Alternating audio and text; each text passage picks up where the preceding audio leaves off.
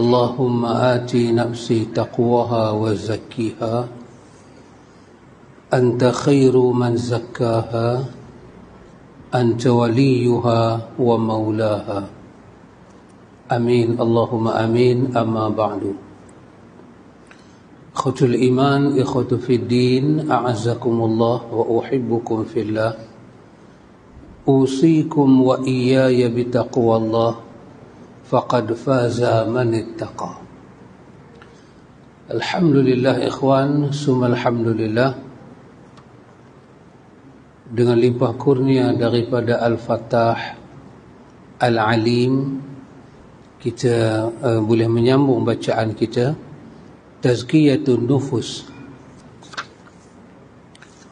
iaitu di bawah tajuk kaedah-kaedah dalam Tazkiyatun Nufus. Ini kita masuk pada perkara yang ketujuh. Penulis kata wajib diketahui bahawa para rasul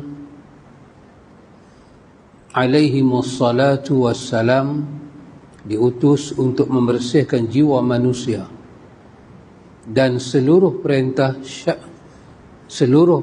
syariat bertujuan untuk membersihkan hati manusia agar manusia mentauhidkan Allah Ta'ala, menjauhkan syirik, dan supaya manusia bertakwa kepada Allah Subhanahu wa Ta'ala.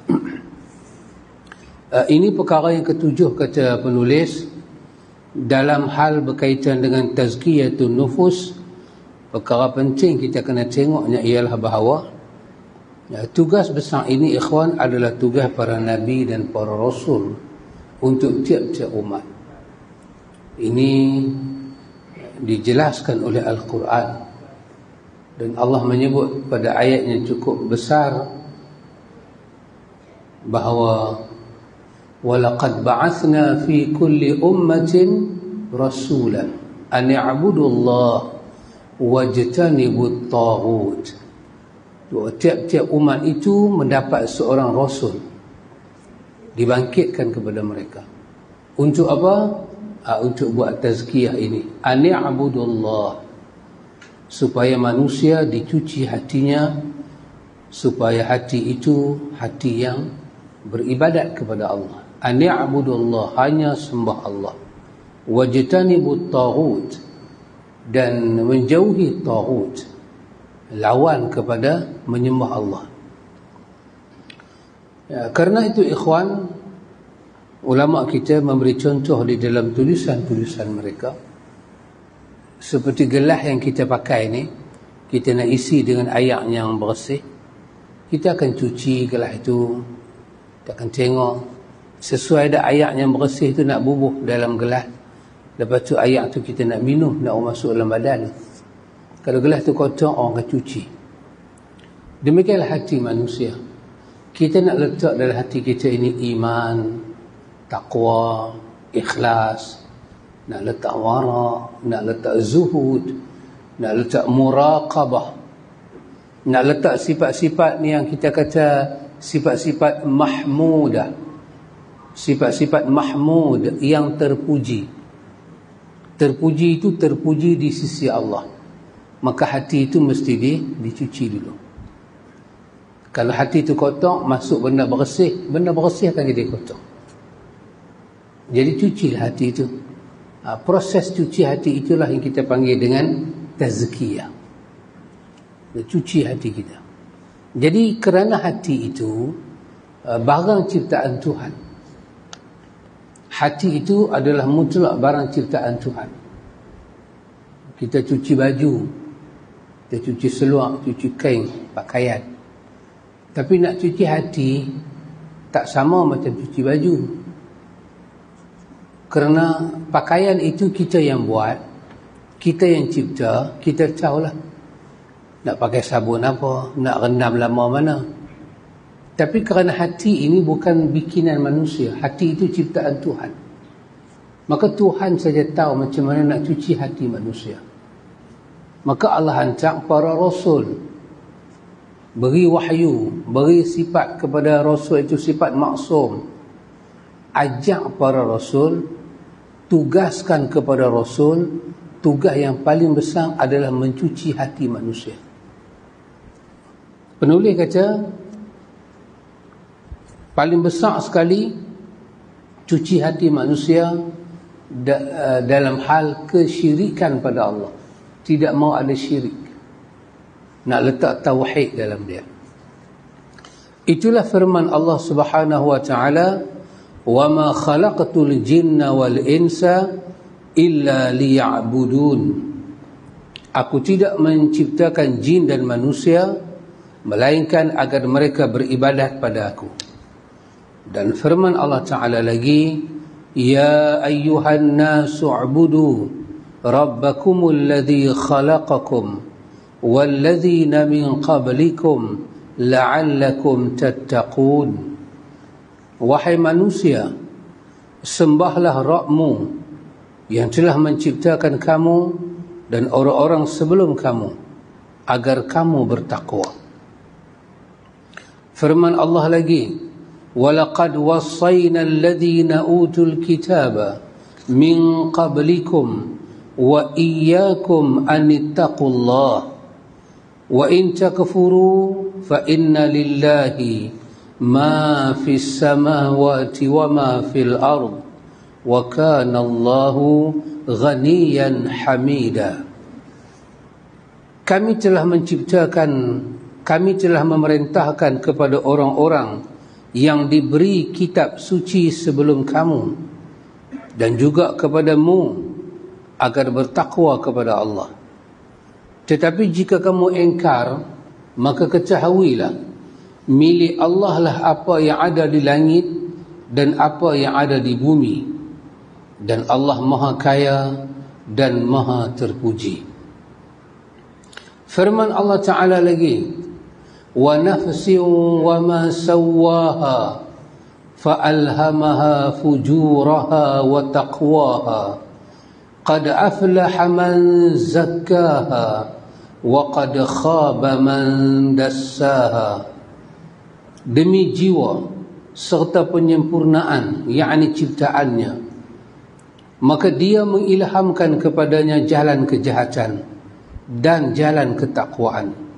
Sungguh beruntung orang-orang yang menyucikan jiwanya itu, dan sungguh rugi orang-orang yang mengotorinya. Ini ayat penulis bawa kepada kita untuk menyokong tajuk ini, bahawa itulah dia tugas para rasul datang kepada kita ikhwan untuk mengajak kita membersihkan jiwa. Dalam ayat ni ikhwan, dalam ayat yang ke An-Nisa ini 131, ada yang menarik. Allah menyebut tentang Allah memberi kepada Nabi itu kitab, mewasiatkan kepada mereka kitab. Wasiat dengan makna memerintahkan. Dalam kitab itu diperintahkan kepada Rasul dengan perintah apa? Perintah ittaqullah. Setiap Nabi dapat perintah ini, anittaqullah, bertakwa pada Allah dan menyuci hati umat supaya sampai kepada makam takwa. Itu melaksanakan perintah, menjauhi larangan. Melaksanakan perintah kerana mengharapkan thawab, ganjaran di sisi Allah. Menjauhi larangan membentuk hati yang takut kepada iqab, iaitu azab dan balasan Tuhan yang sangat pedih, yang sangat azab. Mendidik hati takwa pada Allah, melaksanakan perintah. Kemudian dengan melaksanakan perintah itu, hati itu mengharapkan thawab, pahala-pahala Allah. Bukan hati itu kosong begitu saja. Bukan melaksanakan perintah itu dalam bentuk orang kata melepaskan batuk di tangga. Tidak. Bila badan, hati telah pun bertekad untuk melaksanakan perintah Allah, hati itu membenihkan hasil. Hasil apa? Lama punya duk taat pada Allah, taat, maka terbenih, hati itu terbenih mengharapkan thawab, ganjaran di sisi Allah. Jadi kalau kita duk semayang, duk puasa, duk buat semua perintah Tuhan, hati kita tak mengharap apa-apa di sisi Tuhan, maka hati kita belum sampai kepada mentaati Allah seperti mana Allah mahu. Kerana ikhwan, bila Allah menyediakan sesuatu pada kita dan kita tidak mengharap sesuatu itu, kita memiliki hati yang sombong. Kita tidak ada hubungan cinta dengan Tuhan. Cinta mengharapkan sesuatu yang indah daripada pihak yang kita cintai. Kita mengharapkan sesuatu yang baik daripada yang kita cintai. Kalau kita bercinta tak mengharapkan apa-apa daripada pihak yang kita cinta, itu bukan cinta namanya. Itu kena pergi masuk sekolah, pergi belajar lagi bab cinta. Ini orang yang jiwa dia kosong. Kita semayang, kita puasa, hasil daripada semayang dan puasa itu mesti ada. Apa dia? Akhirnya dengan ibadat itu kita hanya mengharapkan ganjaran Tuhan. Kerana ganjaran Tuhan bukan kecil, besar. Allah kata syurga tu besar. Kenapa syurga itu besar? Kerana yang memberi itu adalah Rabbul Alamin. Yang memberi itu adalah Rabb, bukan makhluk. Yang bagi itu adalah Tuhan yang maha besar. Tuhan Al-Azim, Tuhan Al-Kabir, Tuhan Al-Ghafur, Tuhan Al-Rahim, yang bersifat dengan sifat-sifat Al-Husna, dengan nama-nama Al-Husna. Dia nak bagi, tiba-tiba kita tak tertarik, bermakna kita tak kenal Tuhan kita. Bermakna ibadat yang kita bagi itu tidak membuat jiwa kita itu bercinta, berkasih dengan Tuhan. Kerana itu, apabila kita beribadat pada Allah, kita mengharapkan Allah, itulah menjadi benteng besar kepada kita untuk menolak harapan-harapan yang bersifat keduniaan. Riya, ujub, takabur, sombong, sum'ah, mengharapkan balasan orang, semuanya akan ada benteng antara kita dengan harapan-harapan yang kedua. Maka mesti dalam kita mentaati Allah Ta'ala ada benih mengharapkan pahala di sisi Allah. Dan dalam kita menjauhi larangan Tuhan, bukan kata sehari kita duduk bermujahadah untuk itu, berpuluh tahun dah umur kita, mesti ada benih dalam hati kita kerana takutkan balasan Tuhan. Iqab neraka itu, seksa dalam neraka itu semuanya iqab.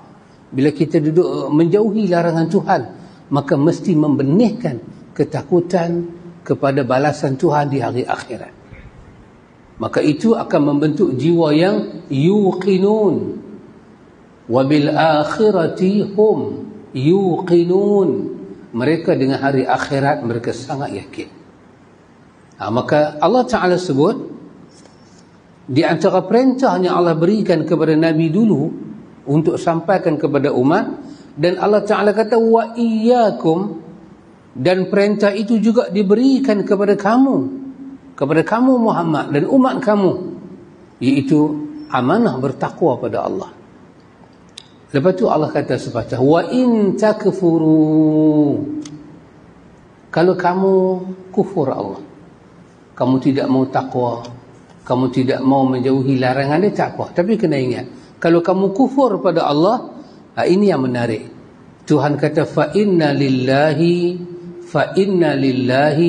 maka sesungguhnya bagi Allah Ta'ala itu ma fis samawati wa ma fil ardi. Allah kata kena ingat, bumi yang kamu tumpang, yang kamu berpijak, segala rezeki-rezeki yang ada di dalamnya, dan langit yang kamu junjung di atas, dan segala rahsia-rahsianya, kesemuanya milik Allah. Kesemuanya milik Allah.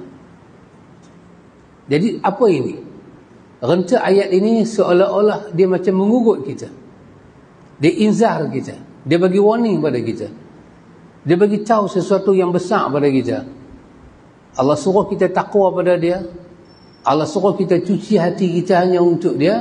Lepas tu kalau kita tak mau, Tuhan kata tak apa, tak ada apa-apa.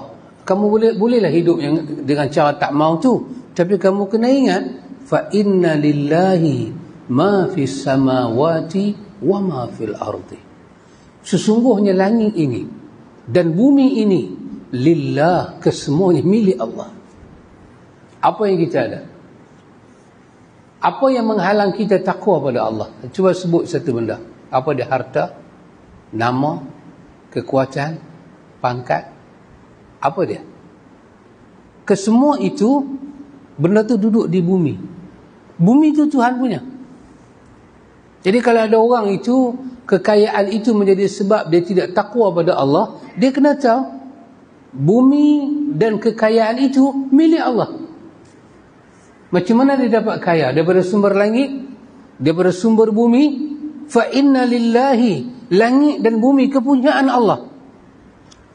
Jadi kalau dia tak mau takwa kepada Allah, sedangkan dia sedang menumpang perkara yang milik Allah, dengan tumpangan itu menjadikan dia sombong, maka itu jauh tidak wajar dia buat.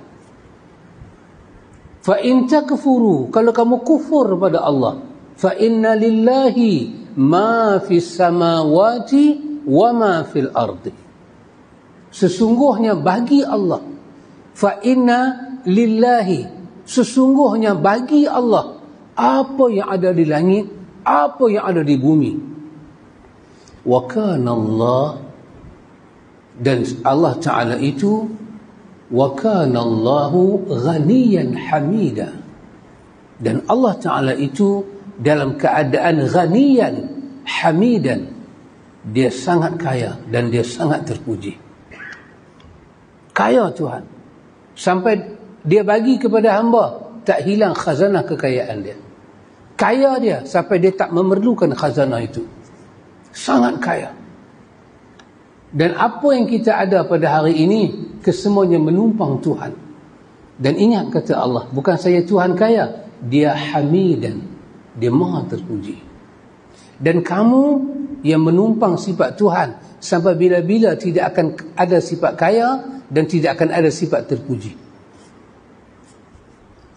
Kita yang menumpang, kita tumpang rumah orang ke, kita tumpang harta benda orang ke, sampai bila kita akan dipandang mulia oleh orang yang kita tumpang? Sampai bila? Sampai bila kita akan dianggap kaya kalau kita sentiasa duk minta ke dia? Tak ada apa-apa pun. Benda tu bukan benda kita. Maka ingat kata Allah, sampai bila-bila pun kekayaan itu sentiasalah daripada Tuhan dialirkan kepada kamu. Dan sentiasalah, kalau dengan kekayaan yang Tuhan bagi itu kamu nak sombong, kamu tak akan sampai kepada martabat yang terpuji dalam hidup. Maka kerana itu selayaknya kamu bertakwa kepada Allah. Sucikan hati kamu, kerana kekayaan yang ada di langit dan yang ada di bumi, kesemuanya akan dibinasakan oleh Allah, dan Tuhan akan menyediakan kehidupan yang kekal di hari akhirat. Besok benda-benda yang buat kamu sombong, benda-benda yang kamu tumpang, kerana kamu tumpang dia kamu jadi sombong, akan hancur. Dan kamu akan hidup di hari akhirat. Ketika itu apa yang nak menyombongkan kamu? Ketika itu kamu tidak ada takwa pada Allah. Bagaimana kamu nak berhadapan dan menyelamatkan diri kamu pada negeri yang lain? Tapi kalau kamu bertakwa kepada Allah, di negeri sana pun yang baru ini, Tuhan akan bagi kemuliaan dan kekayaan pada kamu yang lebih baik, yang lebih kekal. Maka datang ayat yang terakhir penulis bawa, Allah Ta'ala guna perkataan wa qad khaba man dassaha. Allah kata khaba, rugi kata Allah. Man dassaha, siapa yang biar jiwa dia kocok dengan urusan kehidupan dia di dunia, dia akan rugi kata Allah. Sebab yang akan membinasakan dunia adalah Tuhan. Yang memberi dunia adalah Tuhan. Dia akan kembali kepada Tuhan. Pada hari dia kembali, khaba man dassaha.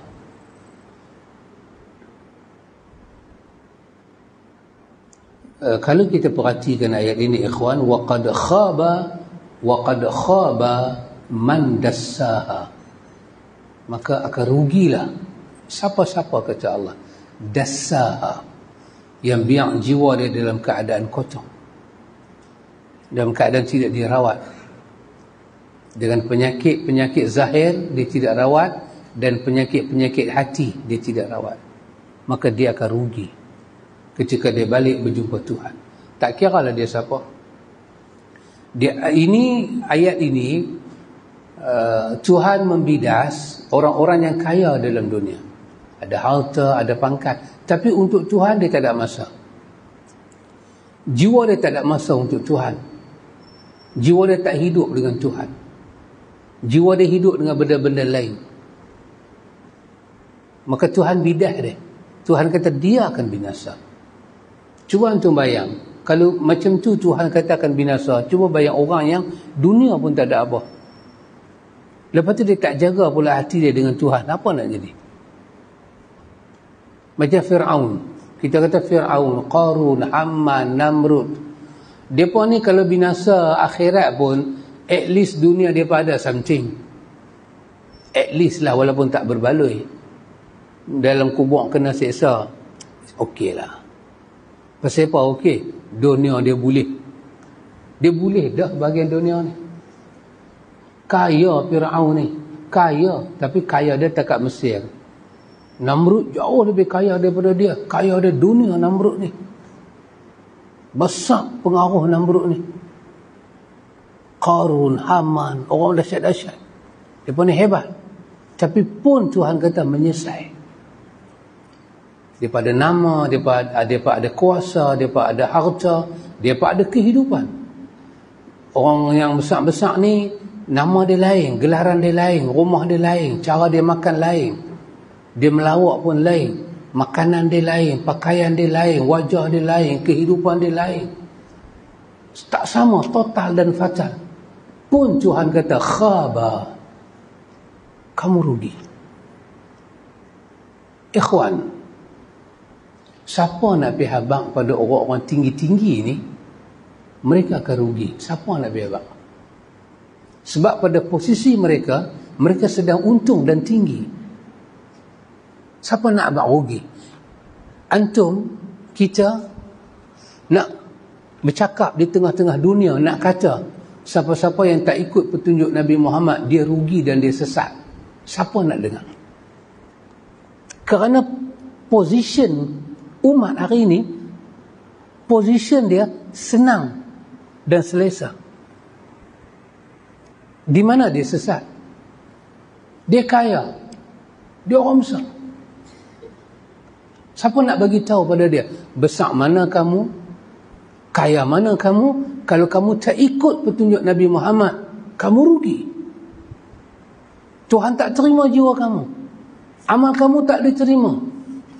Kerana syarat Allah Ta'ala terima amal kita, mesti ikhlas kepada Allah dan ikut Nabi Muhammad secara zahir dan batin. Macam mana kita nak bagi tahu pada orang yang ada kedudukan yang besar-besar dalam dunia ni? Dia ada harta dan dia berjalan dengan harta dia. Dia ada pengaruh, dia terbang dengan pengaruh dia. Dia kaya raya. Cakap dia menjadi perintah, perkataan dia menjadi wasiat, marah dia digeruni oleh orang.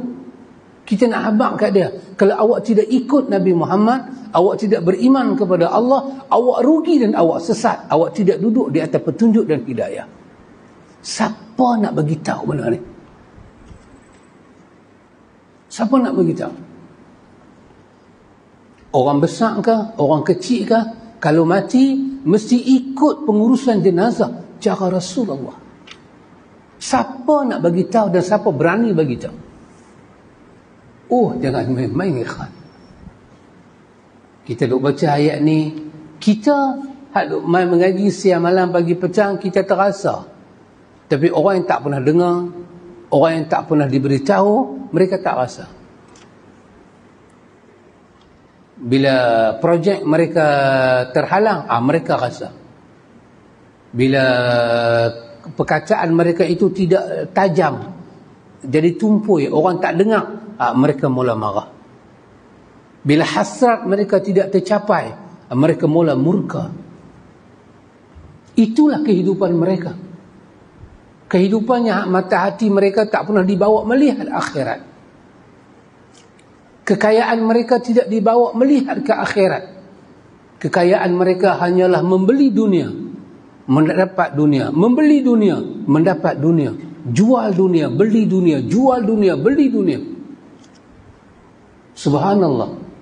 Mereka tidak pernah menjual dunia untuk membeli akhirat, tidak pernah. Kerana itu bukan satu perniagaan untuk mereka, itu satu kerugian. Kita siang malam pagi petang duk belajar benda ni, ikhwan. Maka Allah kata waqad khaba man dassaha. Lepas tu pada ayatnya sebelumnya Tuhan kata, Allah guna perkataan qad aflaha man zakkaha. Bahasa dia sama, dua-dua man dengan nakirah, dengan menyebut tanpa syarat siapa pun, tak dituju pada siapa-siapa. Allah kata qad aflaha, maka pasti untung, pasti gembira, pasti bahagia. Man zakkaha. Man itu boleh jadi orang kaya, orang miskin, orang dikenali, orang tak dikenali, orang berpengaruh, orang tidak berpengaruh. Dia mungkin ustaz, dia mungkin tidak. Dia mungkin orang yang mendengar kuliah, dia mungkin orang susah, dia mungkin siapa-siapa. Man qad aflaha. Maka Allah kata selama-lamanya aflah, untung, rugi, bahagia, tenteram, sukses orang ni. Siapa dia? Man zakkaha. Iaitu siapa-siapa zakkaha, yang mau cuci hati dia. Yang mau cuci hati dia. Dia cuci hati dia dengan segala-gala jalan. Dia mengambil jalan Nabi Muhammad, petunjuk Muhammad untuk menyuci hati dia. Allah kata aflah. Dia untung. Qad aflahal mu'minun. Setelah dia cuci hati dia, dia beriman pada Allah. Allah kata dia aflah. Lepas tu dia sembahyang, Allah kata khashi'un, dia mesti khusyuk setelah dia cuci hati dia. Perkara yang ke-8 kata penulis, hidup dan bersihnya hati merupakan pokok segala kebaikan. Adapun mati dan gelapnya hati adalah pokok segala keburukan. Yang wajib difahami bahawa pokok dan sumber segala kebaikan dan kebahagiaan seseorang hamba adalah kesempurnaan hidup dan adanya cahaya.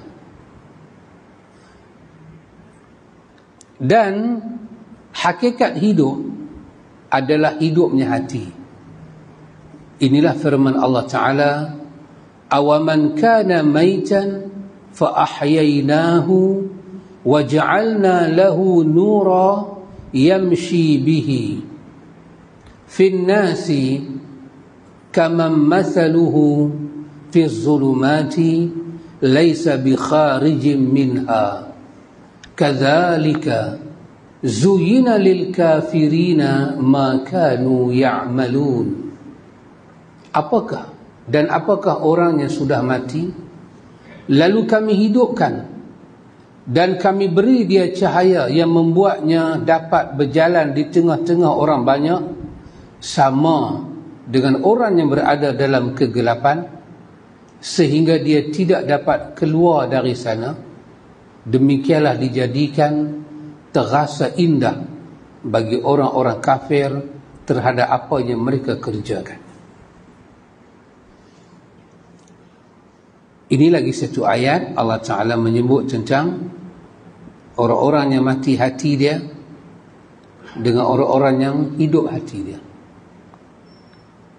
Orang-orang yang Allah Ta'ala bagi kepada mereka cahaya, mereka berjalan dengan cahaya itu dalam kegelapan. Allah bagi pada dia cahaya, dia dapat berjalan. Cahaya itu di tengah gelap. Allah kata samakah dengan orang yang tidak diberi cahaya. Terbangkit daripada kubur, dah tak ada matahari, dah tak ada bulan, gelap. Nak berjalan ke mahsyar. Allah bagi cahaya pada orang yang beriman. Orang kafir, orang yang tak beriman, orang munafik, Allah tak bagi cahaya. Dia jalan tunggi langgang, beretuh sana, beretuh sini, tersesat jalan, nak sampai ke mahsyar. Satu azab kat dia. Di dunia dia tak berjumpa dengan petunjuk Nabi Muhammad. Sedangkan petunjuk itu ada depan mata dia, tapi dia tak jumpa. Di dunia. Di dunia kadang-kadang ada orang menyebut cinta pada Nabi, tapi Allah tak izin dia tengok sunnah Nabi dia. Allah hanya dia izin melafazkan cinta, tapi dia tidak terjun dalam dunia cinta. Di dunia ramai orang kata sayang dan cinta pada Nabi, tapi Allah halang dia daripada duduk di atas jalan Nabi. Allah tak benarkan. Ada orang sayang pada Nabi, Allah hanya bagi kepada dia dapat ikut Nabi dalam bentuk apa? Pakai celak, sugi, pakai kain selendang, pakai jubah. Itu saja. Minyak atar, buka puasa dengan kurma. Tetapi semayang cara Nabi, zikir cara Nabi, beribadat cara Nabi, Allah tutup hati dia. Subhanallah, ikhwan. Allah bagi cahaya berperingkat-peringkat. Ada orang sambut maulud Nabi, keluar atas jalan berarak, selawat tengah-tengah jalan. Tanya kenapa? Sayang kat Nabi dia. Tapi bila dia nak semayang, dia tak peduli Nabi dia semayang bagaimana. Allah tahan jiwa dia. Ada orang dengar ceramah dan bagi ceramah, berlenangan ayat mata dia kerana mengenangkan kesusahan Nabi, kemiskinan Nabi, apa yang Nabi tanggung dalam menyampaikan dakwah kepada umat. Allah bagi kepada dia. Dan bila dia dengar benda tu, terusik hati dia, lenangan ayat mata dia jatuh. Tetapi Allah tidak menambah petunjuk pada dia untuk mempelajari sunnah Nabi demi sunnah Nabi. Sehingga kan bila dia dengar sunnah Nabi yang sahih, dia rasa baru, dia rasa terkejut. Demikianlah nur Allah diberi berperingkat-peringkat kepada umat. Mengikut apa? Mengikut keikhlasan, kemahuan diri kita sendiri. Apa yang kita mahu?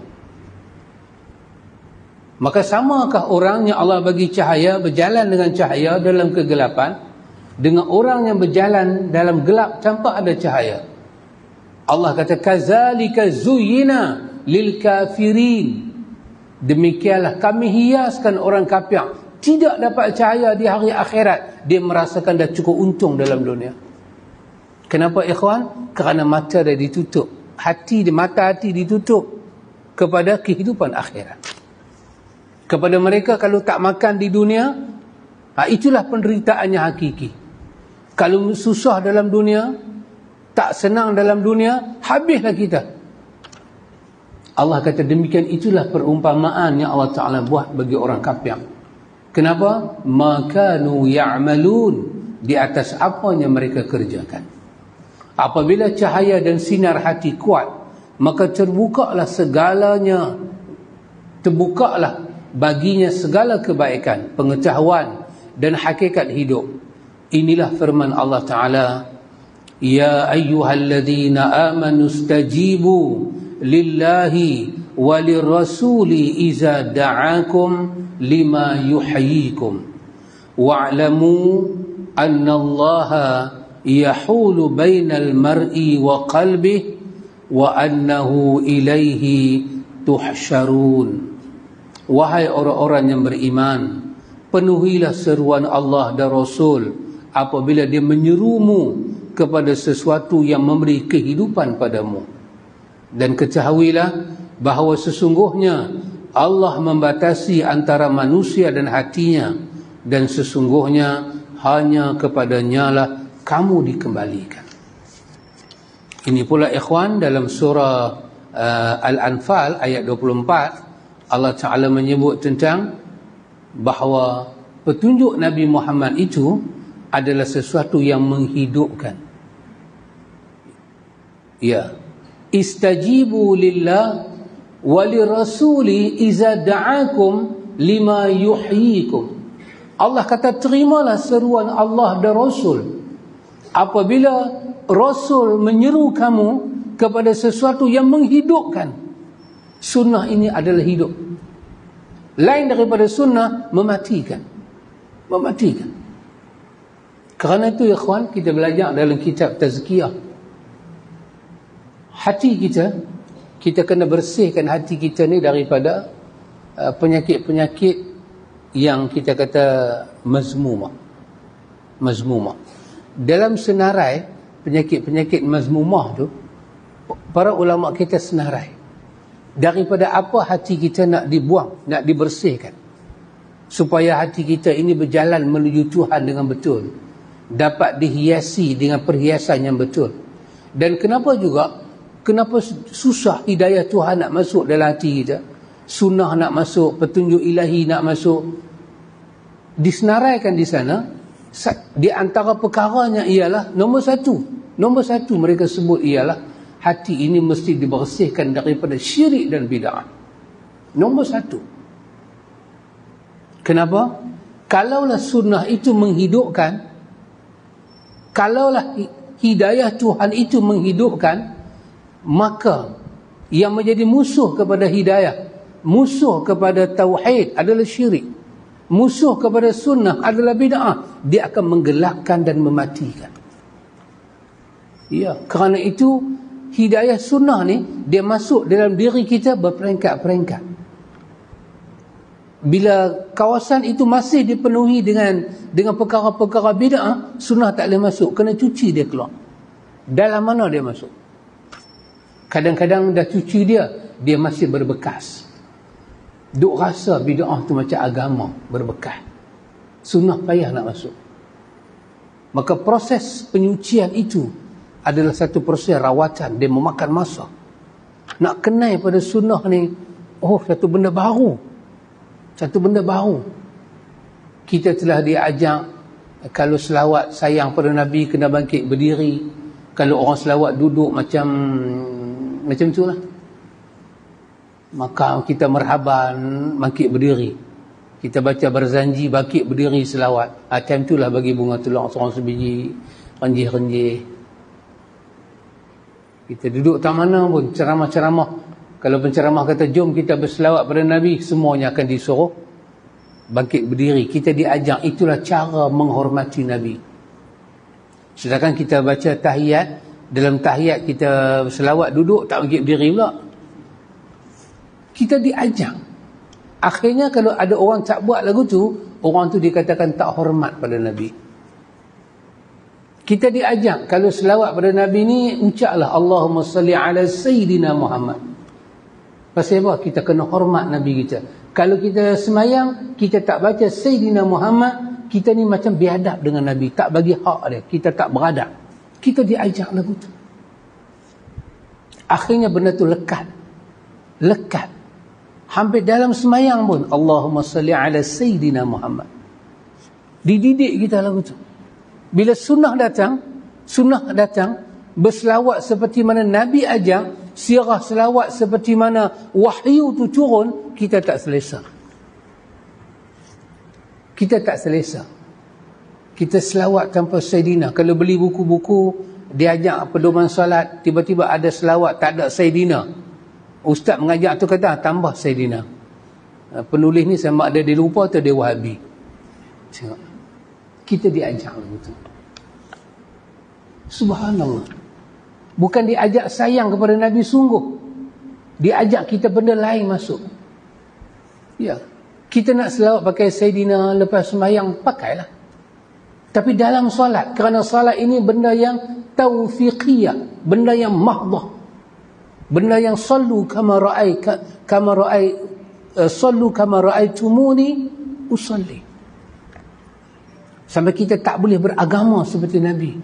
Beragama seperti Nabi adalah jenayah di akhir zaman. Berzikir seperti Nabi adalah di akhir zaman. Kita nak selawat macam Nabi ajar adalah jenayah di akhir zaman. Orang pandang kita serong, orang pandang kita salah, orang pandang kita sesat, orang tuduh macam-macam. Tapi beragama dengan cara lain itulah diberi keagungan, diberi suatu kemeriahan.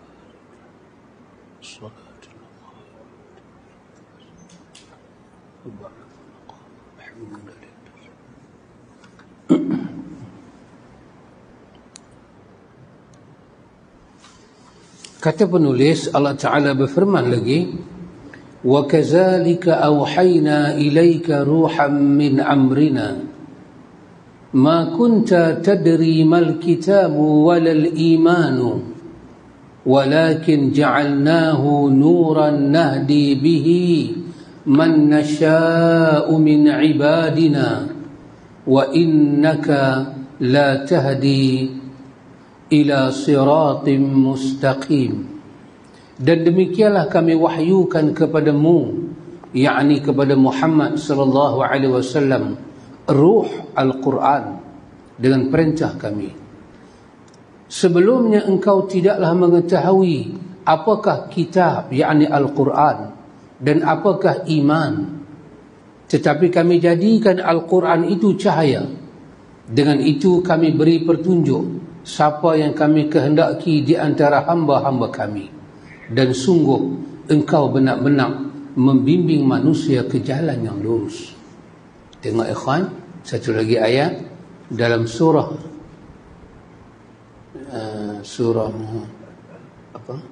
Asy-Syura ayat 52. Allah kata, wa kadzalika auhayna ilaika ruhan min amrina. Demikianlah kami wahyukan kepada engkau Muhammad. Apanya Allah wahyu kepada Nabi? Al-Quran. Tapi di sini Allah guna ganti nama. Allah tak guna Al-Quran, Allah guna Ruhan. Itu adalah satu nama kepada Quran. Kami wahyukan kepada engkau Muhammad ruh Al-Quran. Kenapa? Kerana ruh itulah yang menyebabkan kita hidup. Maka Quran adalah kehidupan. Kata Imam Ahmad, apabila disebut Al-Quran, mesti disebut sunnah di sisinya. Wa yu'allimuhumul kitaba wal hikmah. Maka hikmah itu adalah sunnah.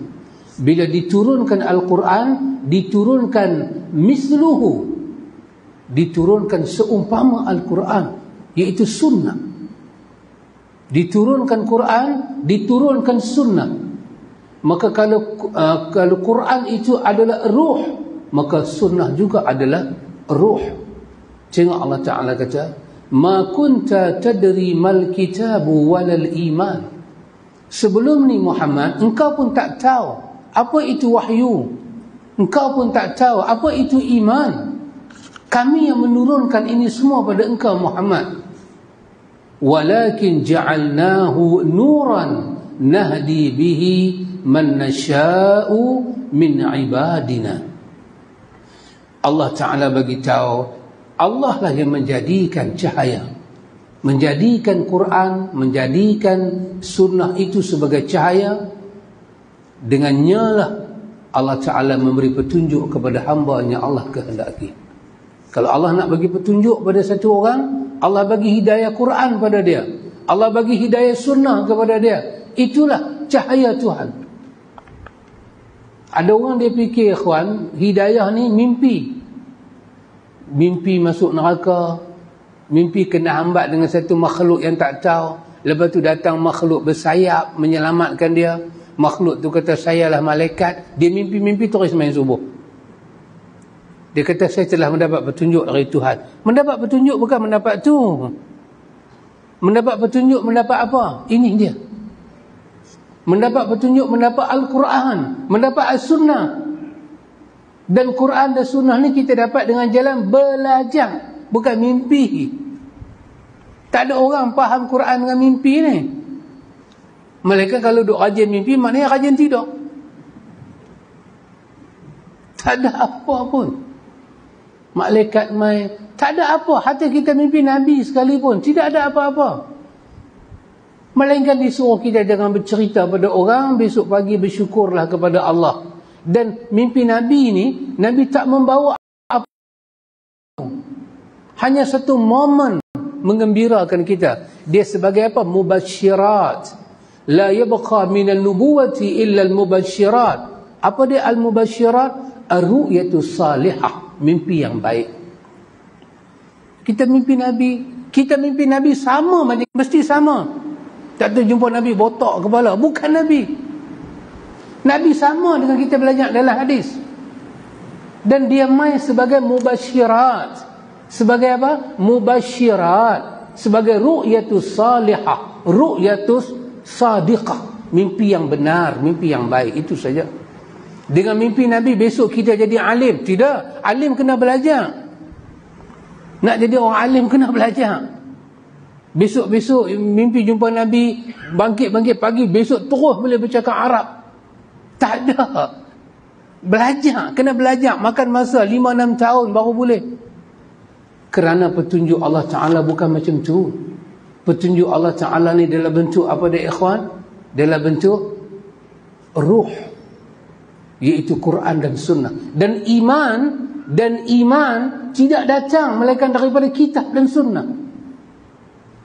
Ma kunta tadri mal kitab walal iman. Muhammad, dulu Muhammad, kamu pun tak tahu apa dia kitab, apa dia iman.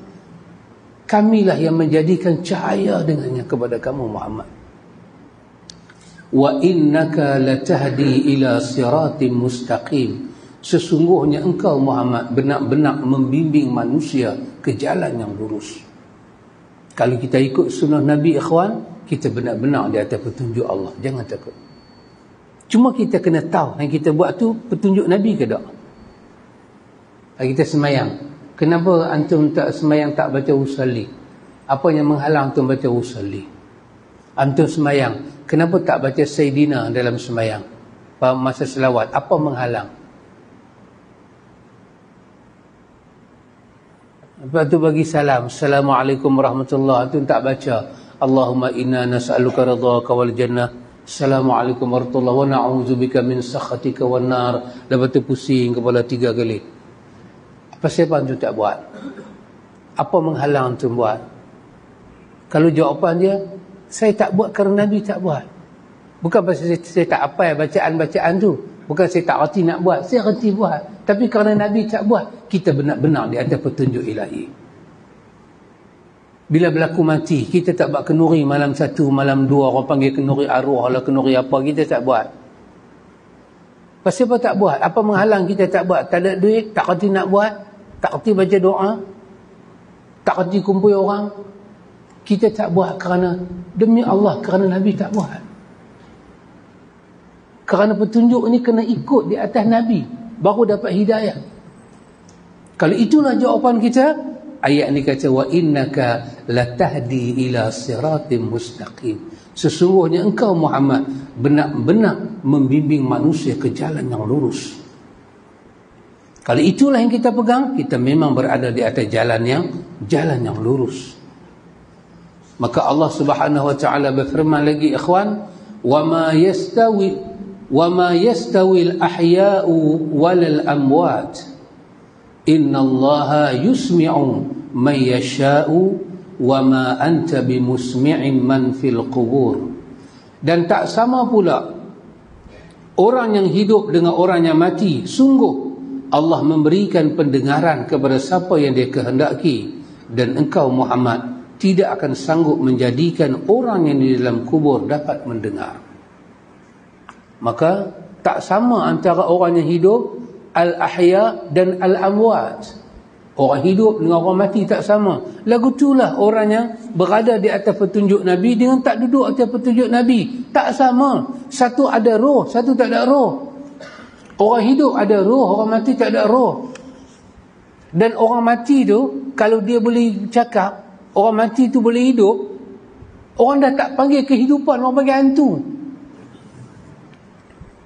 Doktor mengesahkan dia mati, tak tahu dia boleh duduk bercakap. Doktor main buat apa? Dia cakap dengan doktor. Doktor tengok jantung dah tak ada, nadi dah tak ada. Doktor confirm dia mati. Dia boleh bangkit berjalan. Maka dia akan dihukum. Ada kehidupan lain, kehidupan yang berbahaya. Kehidupan itu nama dia hantu. Ya ikhwan. Dan kalau kita boleh beragama tanpa petunjuk Nabi Muhammad, itu satu agama yang bahaya, berbahaya. Ada ruh lain masuk dalam badan kita, ada syariat lain masuk yang kita amalkan. Kehidupan kita tak diterima di sisi Allah. Kerana ruh yang kita pakai untuk beribadat bukanlah daripada kitab, bukan daripada sumber iman, bukan daripada petunjuk Nabi Muhammad, Maka bahaya kita ni. Macam mana bahayanya orang mati kalau boleh berjalan. Yang patut berjalan ni siapa dia? Orang hidup. Maka yang patut kita pegang untuk berhidup dengannya hanyalah petunjuk Nabi Muhammad, bukan benda lain, ikhwan. Kita hidup dengan bid'ah, hidup dengan syirik, itu sama taraf dengan orang mati tapi boleh bercakap, boleh berjalan. Itu hantu. Sangat berbahaya. Maka jangan benar diri kita berpegang dengan selain daripada petunjuk Tuhan. Apa dia petunjuk Tuhan? Kalam Tuhan, Al-Quran dan sunnah Nabi Muhammad yang sahih. Itulah ruh. Jangan bagi ruh jahat masuk dalam badan kita. Nanti kita jadi macam ayat ni kata, wa ma yastawil ahya'u walal amwat. Tak sama orang hidup dengan orang dah mati. Tak sama tempat cerah dengan tempat gelap, tempat terima cahaya matahari, tempat panas. Tak sama, tak sama. Allah Ta'ala berfirman lagi, walaqad zara'na li jahannama katsiran minal jinni wal insi lahum qulubun la yafqahuna biha walahum a'yunun la yubsiruna biha walahum adhanun la yasma'una biha ulaika kal an'ami bal hum adallu ulaika humul ghafilun. Dan sungguh akan kami isi neraka jahanam banyak dari kalangan jin dan manusia. Mereka memiliki hati tapi tidak dipergunakannya untuk memahami ayat-ayat kami.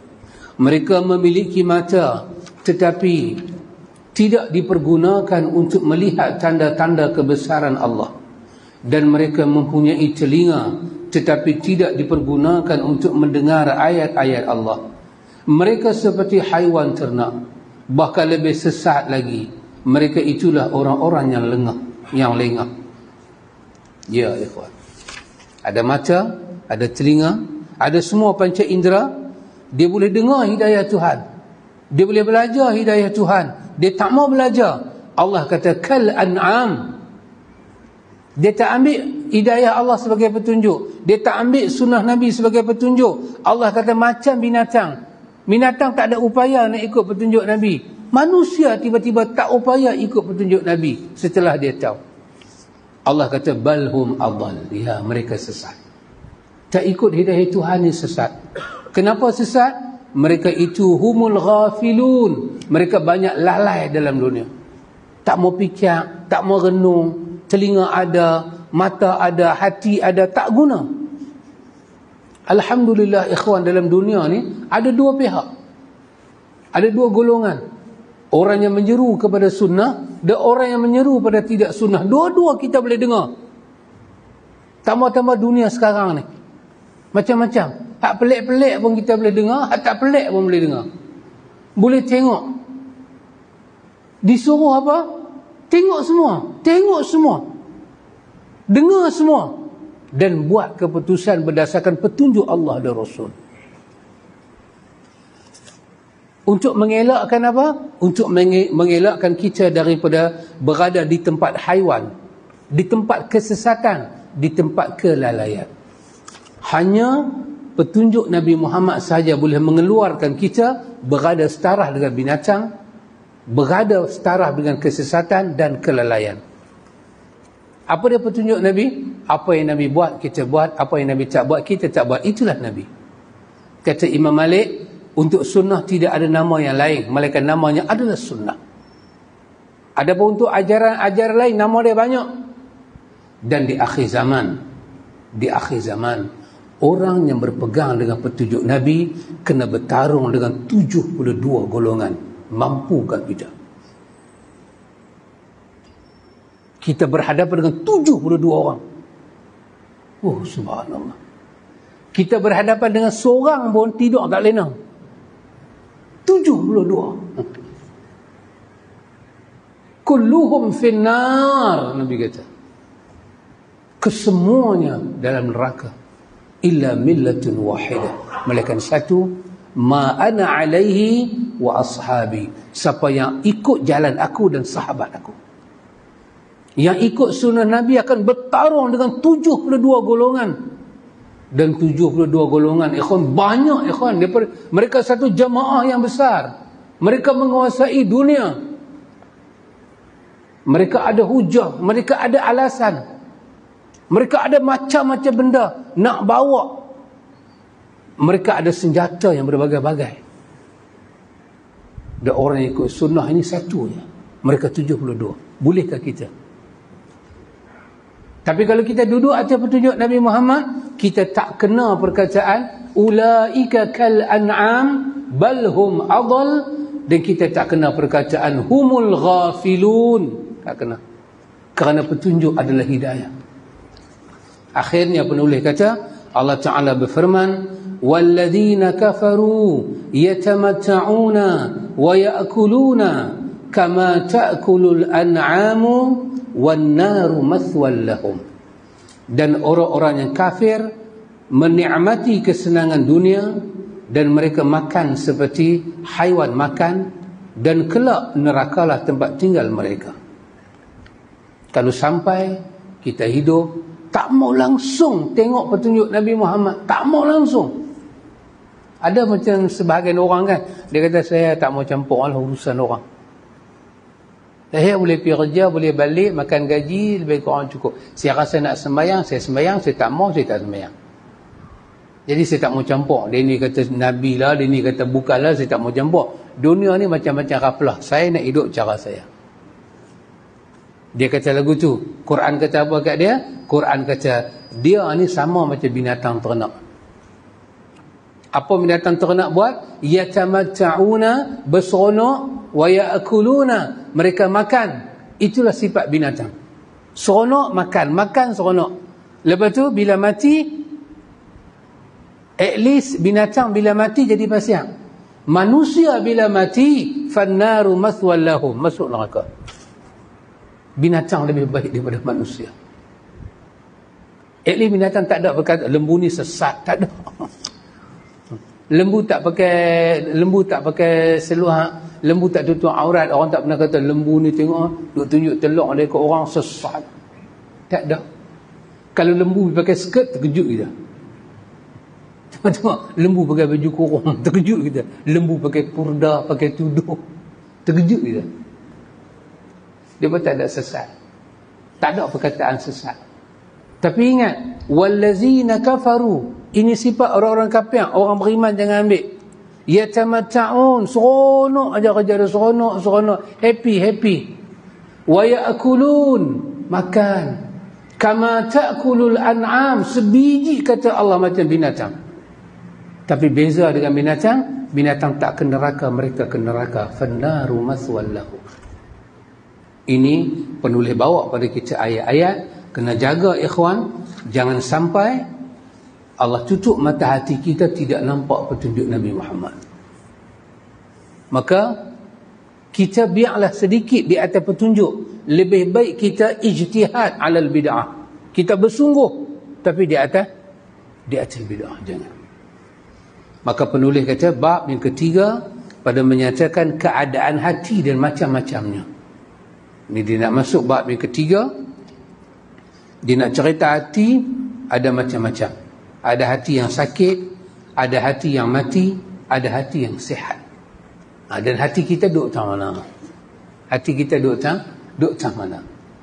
Maka bila kita duduk di jalan raya, kita kena pakai semua hati. Kita kena hati-hati. Jangan duduk pakai satu hati, kena hati-hati jalan raya. Jadi kita akan tengok insya-Allah ikhwan. Wallahu ta'ala a'lam. Subhanakallahumma wa bihamdika asyhadu an la ilaha illa anta astaghfiruka wa atubu ilaih. Wassallallahu ala nabi Muhammad walhamdulillahi rabbil alamin.